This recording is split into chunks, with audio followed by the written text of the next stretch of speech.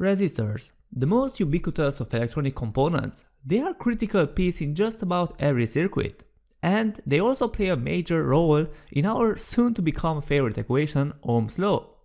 So in this course we'll cover what is a resistor, resistor units, resistor circuit symbol, types of resistors, finding a resistor's power rating, resistor composition, and last but not least, decoding the color bands. So let's get started.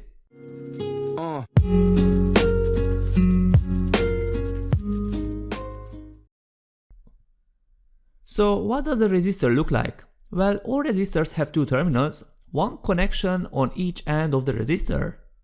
When modeled on a schematic, a resistor will show up as one of these two symbols. The first symbol is an American style 1 kΩ resistor, and the second one is an international style 47 kΩ resistor. The terminals of the resistor, as you can see here, are each of the lines extending from the squiggle or rectangle shape. These are what connect to the rest of the circuit. The resistor circuit symbols are usually enhanced with both resistance, value, and the name, as you can see here. So the value displayed in ohms is obviously critical for both evaluating and actually constructing the circuit. And on the other hand, the name of the resistor is usually an R preceding a number. So each resistor in a circuit should have a unique name and number, right? For example, here's a few resistors in action on a 555 timer circuit. In this circuit, resistors play a key role in setting the frequency of the 555 timer's output. Another resistor, R3, limits the current through the LED.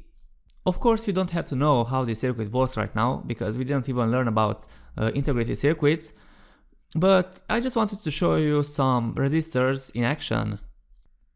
In the previous course, we mentioned at the moment that the size of conductors, fuses, and the components themselves will determine how much current will flow through the circuit. That's 100% true. Conductors and fuses can determine the current in a circuit, but as you will realize, their significance in changing the current will highly decrease when there is a resistor present in the circuit. So let's just first define what a resistor is. Resistors are electronic components which have a specific never-changing electrical resistance. The resistor's resistance limits the flow of electrons through a circuit. We already know that current flow is nothing else but the flow of electrons, right? So resistors are electronic components that are used to limit or set the current in a given circuit. Why do you think this component got the name of resistor? Well, they literally resist the flow of electrons. In electronics, and it's important for you to remember this, electrical components can be either passive or active. Throughout the course, we will have the chance to play with plenty of electrical components, and you need to know which component in which category falls. So as I mentioned, there are two categories. The first one is the passive devices, and the second one is active devices. Briefly, components incapable of controlling current by means of another electrical signal are called as passive devices. So resistors, capacitors, inductors, transformers are all considered passive devices. On the other hand, an active device is any type of circuit component with the ability to electrically control electric charge flow. So active devices are like transistors, power sources, vacuum tubes, diodes, integrated circuits, etc. And we enumerated a lot of electrical components here, but we don't know yet what a resistor is. As you might already know, the electrical resistance of a resistor is measured in ohms. The symbol for an ohm is the Greek capital omega letter. You don't have to memorize this, but the definition of 1 ohm is the resistance between 2 points where 1 volt of applied potential energy will push 1 ampere of current. And we will define Ohm's law, you will see why. Larger or smaller values of ohms can be matched with a prefix like kilo, mega or giga to make large values easier to read, right? It's very common to see resistors in the kilo ohm and mega ohm range, much less common to see milliohm resistors. For example, a 4700 ohm resistor is equivalent to a 4.7 kilo ohm resistor, and a 5,600,000 ohm resistor can be written as 5.600 kilo ohm, or more conveniently as 5.6 mega ohm. Just like any electrical component, resistors will come in one of two termination types. The first one is through hole and the second one is surface mount. These type of resistors are usually abbreviated as either PTH, which comes from plated through-hole, or SMD or SMT, which comes from surface mount technology or device. So through-hole resistors come with long, pliable leads which can be stuck into a breadboard or hand soldered into a prototyping board or printed circuit board. These resistors are usually more useful in breadboarding, prototyping, or in any case where you would rather not solder tiny little 0.6 mm long SMD resistors. The long leads usually require trimming, and these resistors are bound to take up much more space than their surface mount counterparts. SMD resistors come in standardized sizes, usually either 0807, 0603 or 0402. They are great for mass circuit board production or in designs where space is a precious commodity. Just be aware of the fact that if you want to work with SMD resistors, you need to have a kind of precise hand to manually solder them.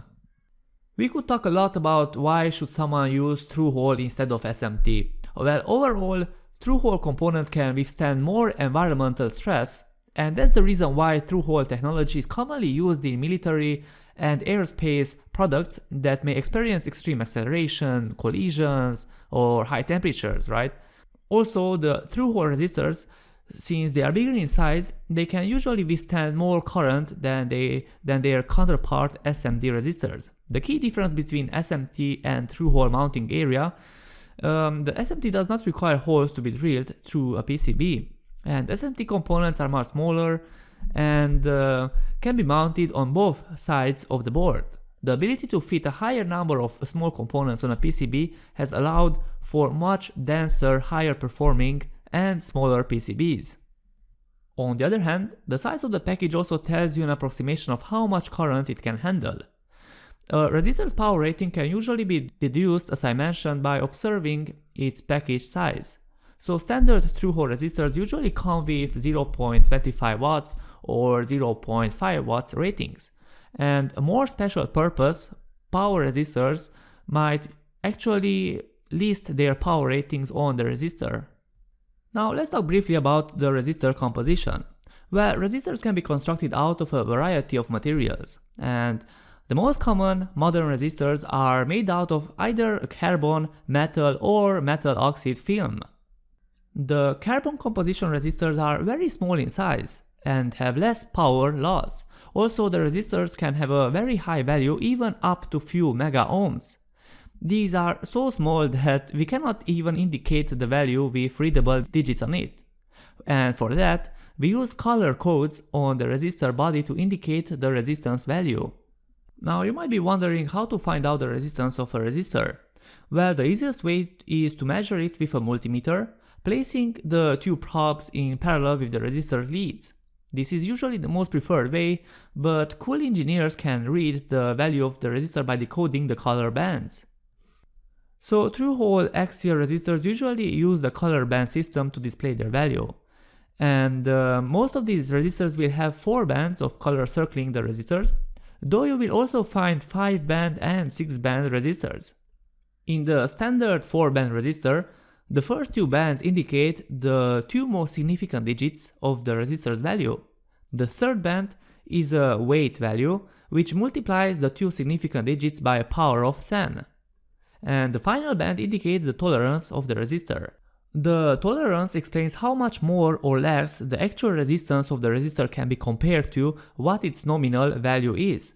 No resistors is made to perfection, and different manufacturing processes will result in better or worse tolerances.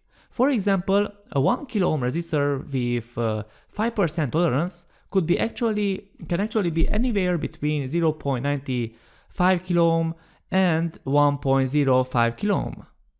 So how do you tell which band is first or last? Well, that's a good question.